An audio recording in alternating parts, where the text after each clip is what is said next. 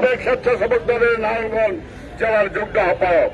যখন স্বেচ্ছাসেবক দল এই বাংলা বুকে তত পরিচিত ছিল না, আমরা ইনশাল্লাহ অত্যন্ত পরিশ্রমের মাধ্যমে এই স্বেচ্ছাসেবক দলকে সারা বাংলাদেশে পরিচিত করেছিলাম। তার প্রেক্ষাপটে পরবর্তী সময়ে এই মাহবুব যখন স্বেচ্ছাসেবক দলের আহ্বায়ক হয়, আমরা একটা নিশ্চিন্তে ছিলাম যে স্বেচ্ছাসেবক দল আরো এগিয়ে যাবে এবং এগিয়ে নিয়েছে ইনশাল্লাহ। আজকে যেই ষড়যন্ত্রের মাধ্যমে যেই কুলাঙ্গাররা মাহবুবের বহিষ্কার চান, কেন চান? ওই যে একটা কথা আছে গ্রামের ভাষায়, পাঁচ খেতে বিয়ে জায়গায় সেই সম্পর্কে মামাতো ভাই। এই নারায়ণগঞ্জের বুকে আমার 2000 বাতিজা আছে, যার বাপের সাথে আমি চলেছি, যার সন্তানরা আমাকে চাচা বলে ডাকে।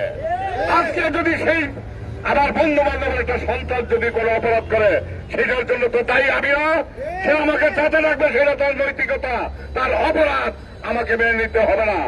তাই আজকে আমি অনুরোধ করব, স্বেচ্ছাসেবক দলের কেন্দ্রীয় কমিটিতে যারা আছেন, আপনারা দৃষ্টি দেন,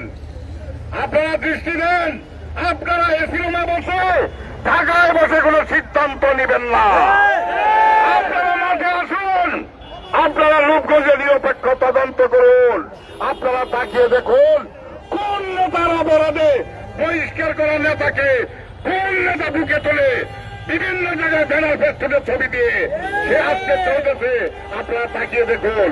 আমি একটা কথাই দায়িত্ব নিয়ে বলতে চাই, আপনারা তদন্ত করুন। গত নির্বাচন গাজী সাহেব যে নির্বাচন করেছে, সেই নির্বাচনে গাজী সাহেবের আওয়ামী লীগ এই আওয়ামী লীগের প্রেতাত্মদের জন্য ঠিকমতো আওয়ামী লীগ করতে পারে নাই। আজকে যারা বিএনপির দাবিদার, তারা ঘরে ঘরে গিয়ে এই গাজী সাহেবের জন্য ভোট কিনেছেন, সেই কথা আমি দায়িত্ব নিয়ে বলেছি। আপনারা তদন্ত করে দেখেন।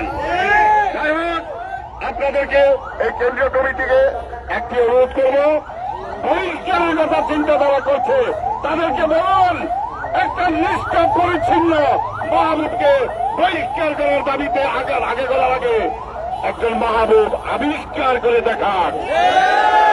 অতএব আমি আজকে অনুরোধ করব, রূপগঞ্জের জন্য একটা নিরপেক্ষ তদন্ত। যারা সাংবাদিক ভাইয়েরা আছেন, আপনারা জানবেন, জেনে শুনে আপনারা সুন্দর সত্যিকার একটা রিপোর্ট তৈরি করবেন, এই আশা ব্যক্ত রেখে আমি আমার বক্তব্য শেষ করছি। আল্লাহ হাফেজ।